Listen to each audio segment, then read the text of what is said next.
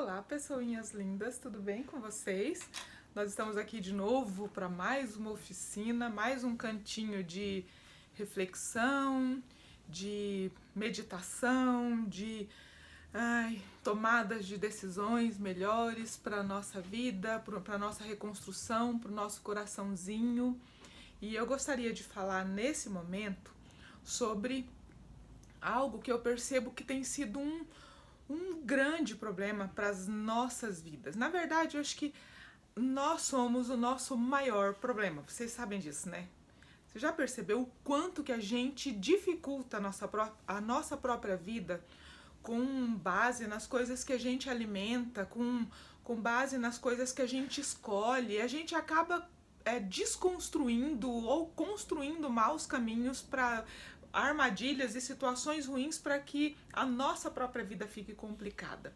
Eu já falei para vocês várias vezes, imagino que vocês já perceberam que eu sou uma apaixonada pelo Senhor Deus e eu gosto muito das lições que a gente encontra na Bíblia.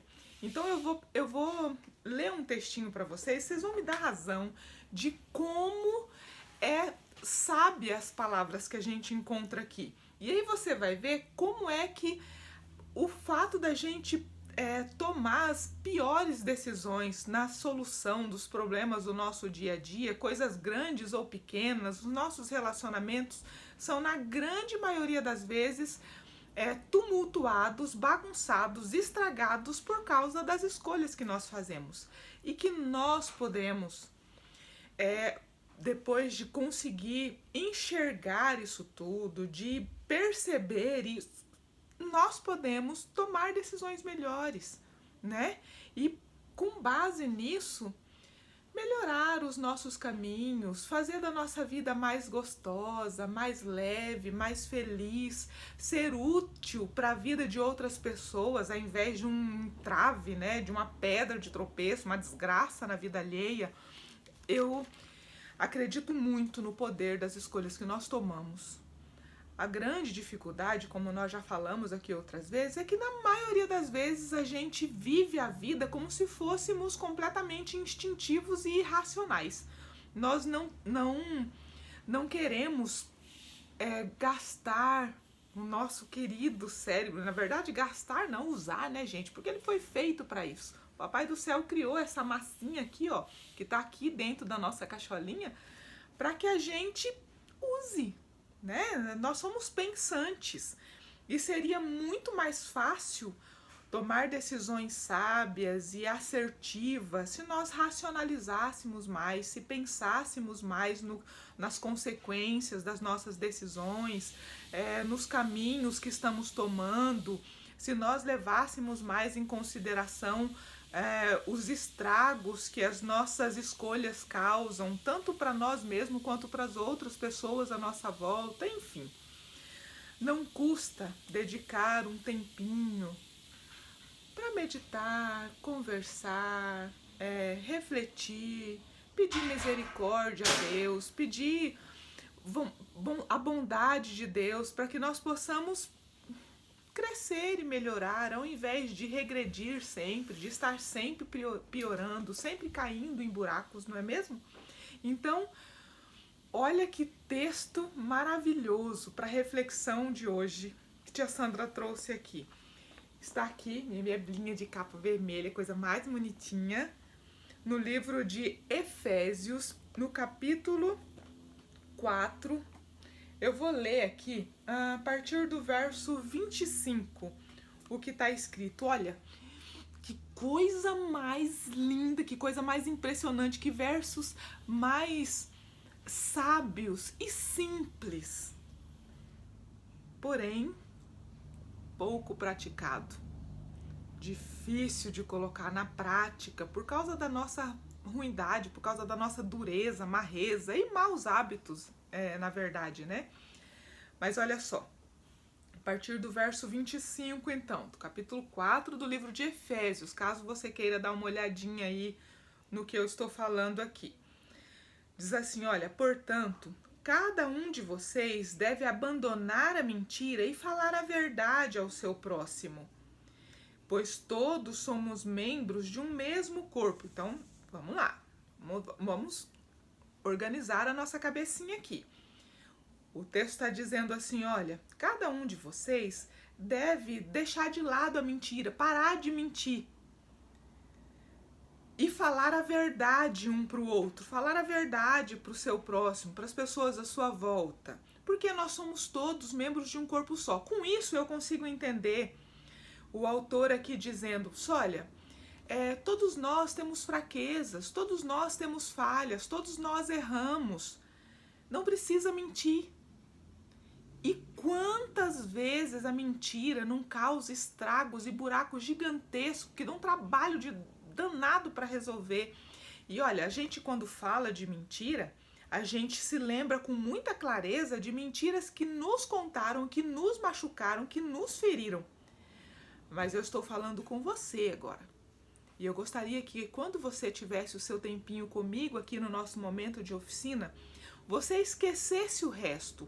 Não é, a gente não está gastando o nosso tempo aqui nessa oficina, nesse momentinho aqui de bate-papo, de conversa, para que você fique tentando consertar a vida dos outros, reconstruir a vida dos outros, arrumar a vida alheia. Nós estamos falando para nós mesmos. Quantas vezes eu falei mentiras desnecessárias que feriram, que machucaram, que embolaram o meio de campo e não precisava ter feito. Eu poderia ter dito a verdade, por que mentir? Então, esse é o primeiro conselho do texto que nós estamos lendo aqui. Não precisa mentir. A mentira não é uma opção saudável em nenhuma circunstância. O meu ex-marido, ele tinha uma teoria na cabecinha dele lá, que a mentira só era um problema se você soubesse, se você pegasse ela, né? O único problema da mentira, gente, olha, o maldito do Satanás, ele tem uma técnica muito interessante para fazer as pessoas mentirem. Ele convence você da mentira e ele mesmo, o infeliz, dá um jeito de jogar na tua cara e jogar merda no ventilador para que você fique exposto. Né? Então, assim, tem um ditado antigo, conhecido de todo mundo, que a mentira tem a perna curta, né? Significa que ela não consegue ir muito longe, ela não consegue ir muito rápido. Significa que ela é fácil de pegar, entendeu? Então, nunca é uma opção, nunca é uma opção. Sandra, eu sou daquelas que eu falo muito isso aqui pra minha família. Eu consigo lidar com qualquer situação que tenha que ver com desgraça, mas nunca com base na mentira. Eu lido bem com qualquer coisa que seja verdade, mas a mentira incomoda demais. Mas vamos lá, que ainda tem coisas aqui que a gente precisa conversar. Diz aqui, não deem lugar ao diabo que furtava, o que furtava não furte mais. Antes, trabalhe, fazendo algo útil com as suas mãos, para que tenha o que repartir com quem estiver necessitado. Eu acho interessante isso aqui, né? O autor está dizendo aqui, olha, se você era do tipo que era desonesto, que conseguia as coisas com base na desonestidade, agora você não vai roubar mais. Agora você vai conseguir as coisas trabalhando. E quando você trabalhar, lembre-se que tem outras pessoas que estão precisando. Então, não seja egoísta, né? E ele continua aqui dizendo, olha, não use palavras torpes, mas apenas a que for útil para edificar os outros conforme a necessidade, para que conceda graça aos que ouvem. Gente, olha, tem muita coisa, tem muitos textos na Bíblia que falam sobre o poder da palavra. Tanto o poder positivo, o poder que salva, que cura, que traz saúde, quanto o poder negativo, ruim, desagradável, sabe? Então, esse é um dos textos que falam sobre isso. E aí o autor aqui, que é Paulo, ele diz assim, não permita que saia da sua boca palavras feias, palavras ruins, palavras grosseiras, que vão ferir outras pessoas, que vão machucar, que vão estragar o seu caminho, né?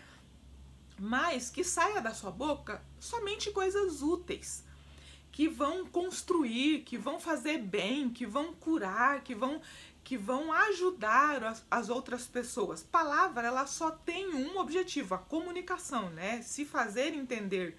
Então, envolve necessariamente outras pessoas, certo? Por isso a importância de você tomar cuidado para que o que sai da sua boca, ao invés de desgraça, traga bênção. Pensa bem na quantidade de coisas que você fala, que sai da sua boquinha, que na verdade é só caquinha.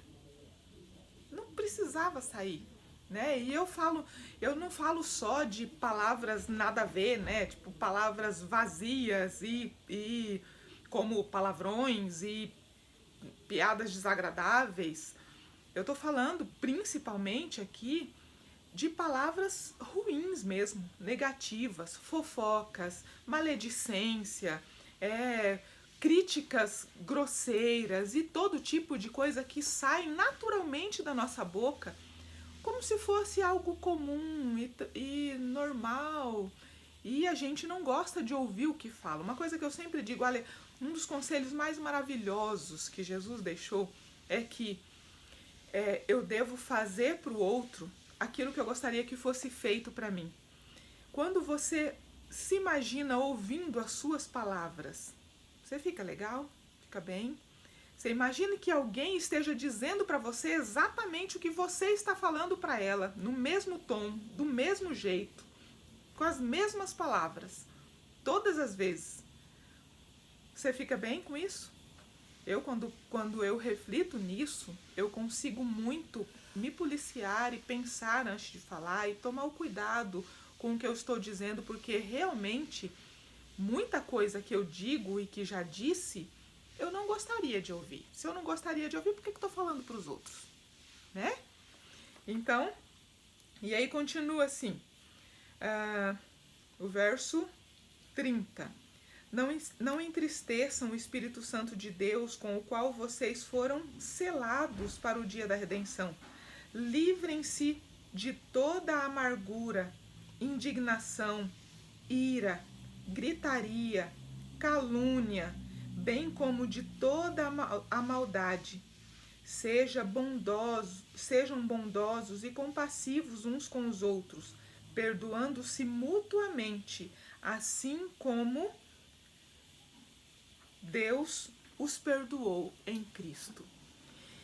Esse é um dos meus textos favoritos, assim, para autorreflexão pessoal e construção pessoal, cuidado com o meu eu, com o meu coração, com aquilo que eu guardo aqui dentro.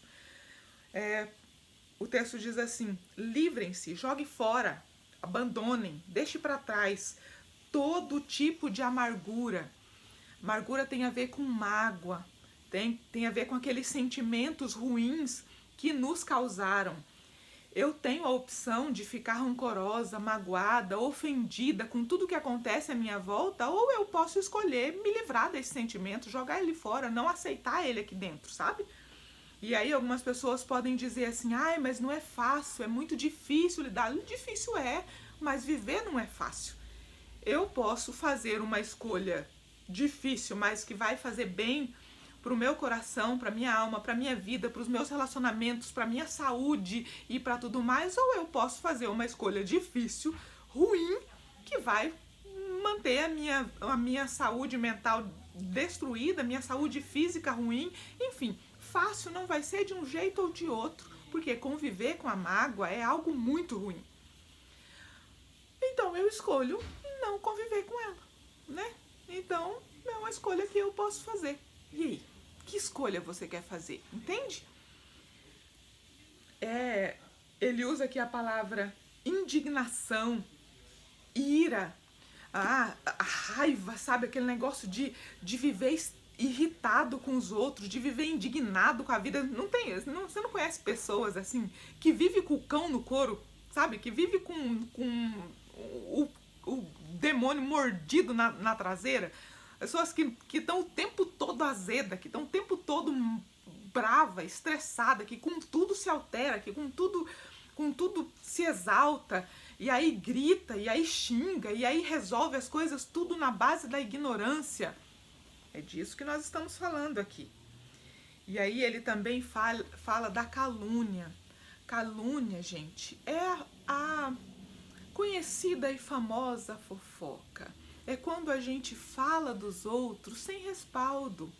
É quando a gente fala da vida alheia sem saber do que está falando. A gente não deveria ficar falando da vida dos outros, nem quando a gente sabe o que está falando, nem que a gente sabe que é verdade ou não, porque o que você tem que ver com a vida alheia? Entendeu? O que você tem que ver com a filha da vizinha que ficou grávida do filho do carpinteiro de não sei de quem? O que você tem que ver com isso? Né? O que eu tenho que ver com a vida do fulano, do Beltrano, que tá fazendo isso, aquilo, outro, que não tem que. Né? E se tem alguma coisa que na atitude da outra pessoa me afeta, falar mal dessa pessoa pela sua costa não vai resolver o problema. Já tentou tomar a decisão e a escolha livre e consciente de ir até a pessoa em questão e conversar com ela sobre aquilo que você está desejosamente de falar pelas costas? Se alguma coisa está acontecendo aí no seu meio, né, em volta, com relação a alguém, que seja lá o que for, que esteja te incomodando, não, o mais sensato, saudável, né, legal, não seria que você fosse até essa pessoa para falar sobre ela? Se não é algo que te importa, que te interessa, então por que falar desta pessoa para outros? Não é? E falar mal. Porque se fosse para falar bem, a gente diz, não, bacana, tá saindo palavras altruístas, positivas da sua boca em prol dessa pessoa, legal. Mas falar mal, caluniar, falar de coisas que você não conhece, que você não vive, que você não está lá para saber o que é, não precisa, né, gente? Muito feio. E o raciocínio de faça um para o outro aquilo que você deseja que seja feito para você vale muito em cada um desses pontos, porque duvido que exista alguém aqui presente que vá se sentir confortável com alguém falando de forma maliciosa, maldosa, caluniadora da sua vida, mesmo que essa pessoa tenha razão com base no que está falando. Mesmo que ela esteja falando sobre algo que realmente aconteceu. Ninguém gosta. E se eu não gosto para mim, por que vou fazer para os outros? Não é mesmo? E aí, o texto termina com essa fala, né? Antes ali do verso 5, aqui no verso do capítulo 5, antes do capítulo 5, no versinho 33, então, ele diz, né? Livrem-se de toda amargura, indignação, ira, gritaria, calúnia, bem como de toda maldade.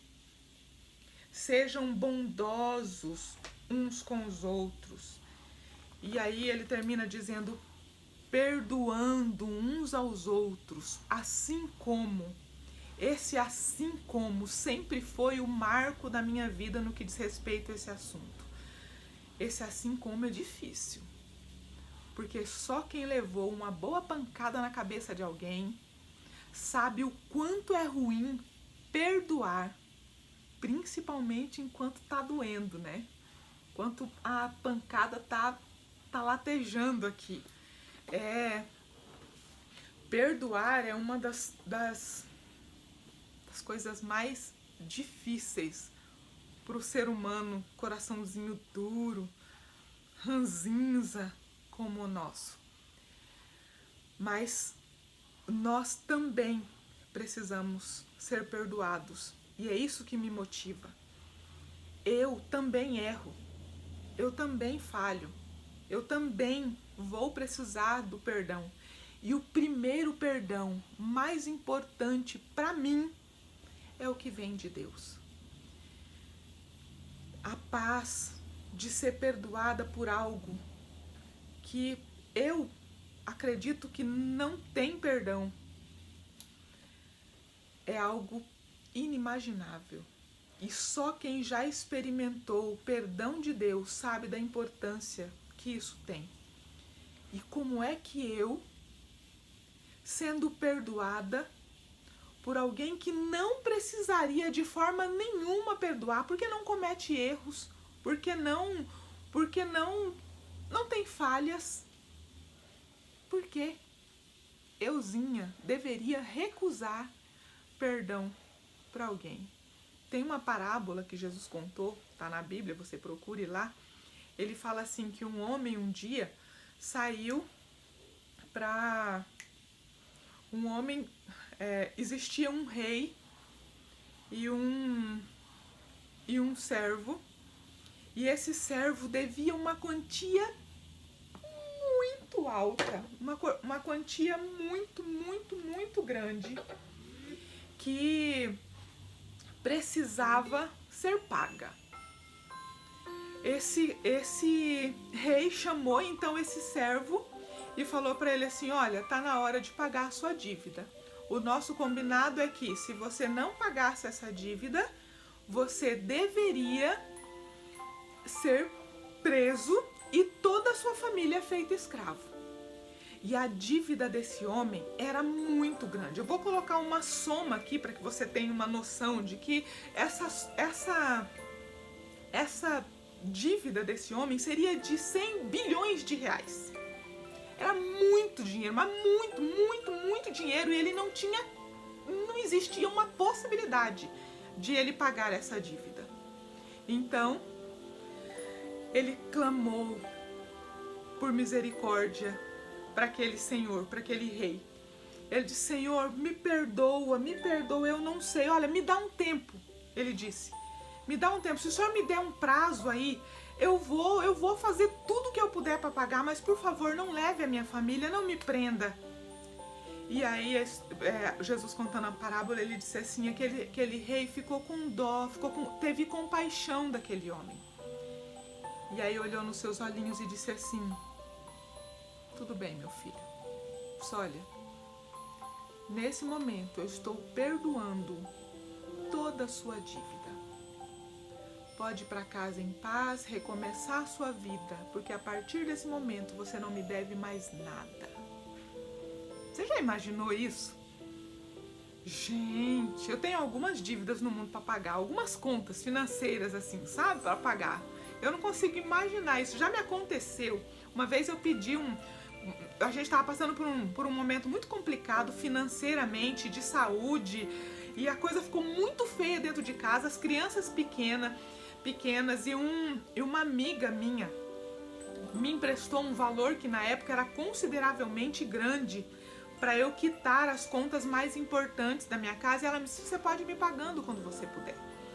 E aí, na hora eu fiquei um pouco angustiada, porque eu não sabia como que eu ia pagar aquela conta, mas a situação estava muito feia, correndo risco de ser despejada da casa, água cortada, luz cortada, sem gás, comida, o negócio estava muito feio.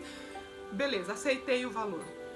E aí, depois de um tempo, quando eu fui falar com ela sobre pagar, a forma como eu ia pagar aquilo, ela disse isso pra mim: Sandra, fique tranquila, não precisa, eu tirei esse valor de um lugar onde não vai me desfalcar em nada, fica tranquila, não precisa me pagar essa conta, fica como um presente pra você. Gente, isso dá vontade de chorar. Nossa, não tem como explicar a sensação de alívio de uma dívida difícil de pagar, perdoada. Agora você imagine uma dívida, uma conta que você sabe que não tem como pagar, que para você, que toda a sua vida está comprometida por causa disso. Você está condenado a uma prisão perpétua, a sua família está toda condenada porque você não tem como pagar. Foi o que aconteceu com aquele senhorzinho. E eu imagino ele saindo dali, né? Livre, leve, saltitante, dívida paga. Paga não, perdoada. Mas aí Jesus continua contando a parábola e ele diz que esse homem, no caminho de volta para casa, ele se encontrou com alguém que devia para ele uma quantia muito menor. Então vamos colocar aqui em números para que você entenda. Vamos supor que essa pessoa devia para ele aí em torno de R$1.000. E aí ele viu o homem que estava devendo ele e o coração dele se encheu de uma ira. Miserável, você tá me devendo e não pagou. E aí ele pulou no pescoço do cara: pague a dívida que você me deve. Você tá me devendo, miserável, paga a sua dívida. E aí alguém viu ali que aquele senhorzinho estava fazendo, foi lá, contou pro rei. O rei mandou pegar ele de volta e levar. E aí nesse momento o rei disse pra ele: meu filho, eu te perdoei uma dívida que você nunca teria como pagar.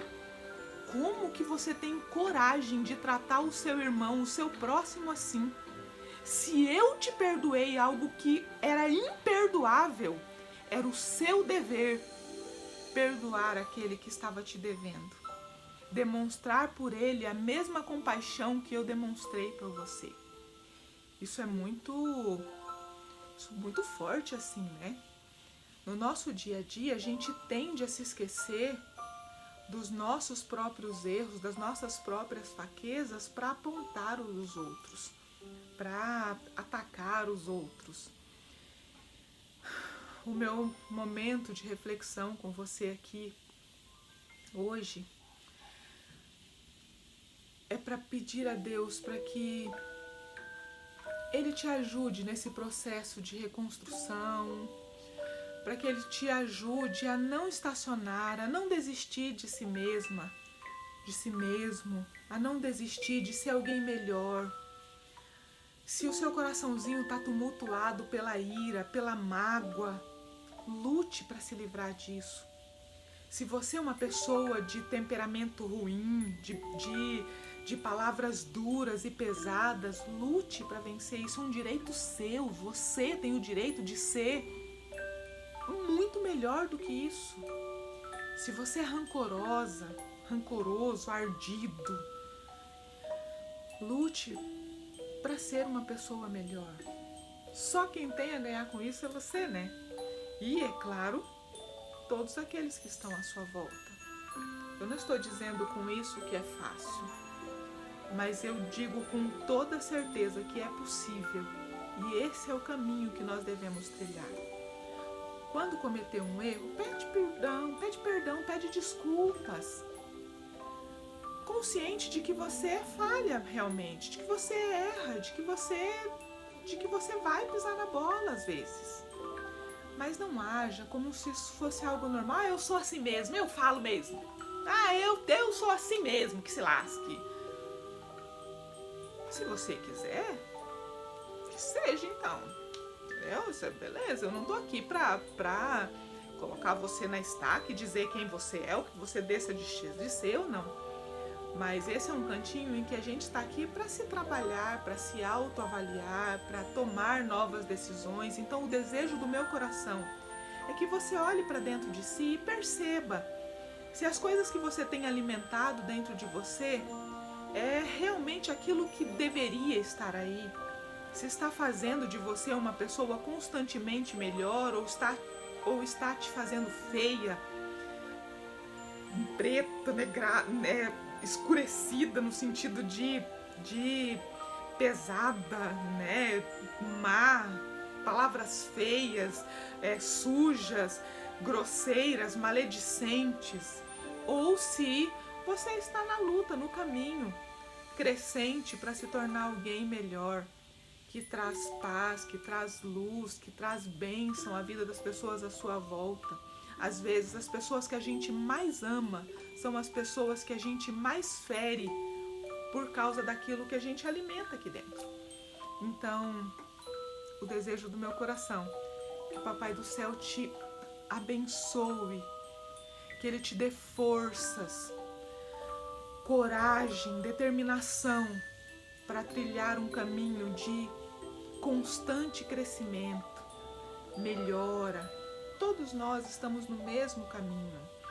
Nós temos todos as mesmas condições para tomar decisões melhores ou piores. A última palavra é minha. quem bate o martelo final do que eu vou ser ou deixar de ser sou eu. Então, a minha escolha é ser melhor. A minha escolha é dar o melhor, mesmo que seja muito difícil, mesmo que tudo à minha volta me force o contrário. E eu espero que você consiga também, tá bom? Vou pedir para que você feche os seus olhinhos mais uma vez e nós vamos pedir a bênção do Senhor nosso Deus, tá bom? Paizinho querido, mais uma vez eu gostaria de entregar a vida dessa pessoinha linda que está aqui conosco, colocá-la nas tuas mãos e pedir ao Senhor para que o Senhor esteja com ela nesse processo de reconstrução, transformação, de autoavaliação, de recomeços. Ajude ao Senhor a se livrar das suas dores, das suas mágoas, das suas angústias, preocupações. Ajude, Senhor, na reconstrução do seu coraçãozinho ferido. Ajude-a, por favor, a lidar com as situações adversas da vida que fazem com que a gente perca a paciência e sinta raiva, sinta vontade de falar e fazer coisas tão feias quanto aquelas que nos feriram e que nos magoaram. Abençoe-nos, Senhor, para que nós possamos escolher todos os dias ser melhores do que aquilo que é imposto pelas circunstâncias à nossa volta. Que a sua misericórdia alcance a cada um nesse momento, em todas as áreas da sua vida. Eu te peço em nome de Jesus. Amém. Eu agradeço mais uma vez pela sua companhia, agradeço pela sua dedicação em estar aqui e que você volte mais vezes. Nós vamos estar aqui toda semana, então eu te aguardo na próxima segunda-feira. Se você chegou até aqui e achar que deve, deixa o seu joinha aqui no nosso canal, compartilhe os nossos vídeos com os seus amiguinhos, para que nós possamos alcançar outros coraçõezinhos e outras pessoinhas que também necessitam de um cuidado consigo mesmo, de ter um momentinho aqui. Se você achar que vale a pena e puder, faz isso por nós, tá bom? Tia Sandra vai ficar muito feliz. E se você quiser deixar um comentário aqui, se você puder dividir com a gente, se você quiser dividir com a gente qual é a sua grande dificuldade com relação àquilo que nós conversamos aqui. A minha grande dificuldade, por exemplo, é conseguir manter a paciência e a calma quando alguém é grosseiro e ignorante comigo. Eu tenho muita dificuldade com isso. Mas tem pessoas que têm muita dificuldade em perdoar, tem pessoas que têm dificuldade de se livrar da mágoa, tem pessoas que têm dificuldade de manter a linguinha na boca, né? Às vezes, quando vê já falou, quando vê já foi. Qual é a sua dificuldade com relação àquilo que nós tratamos aqui? Deixa aqui pra gente, para que nós consigamos crescer e desenvolver essa comunidade aqui, tá bom? Seja muito bem-vindo, muito obrigado pela sua companhia, fique com Deus e até a próxima segunda-feira, o nosso próximo encontro.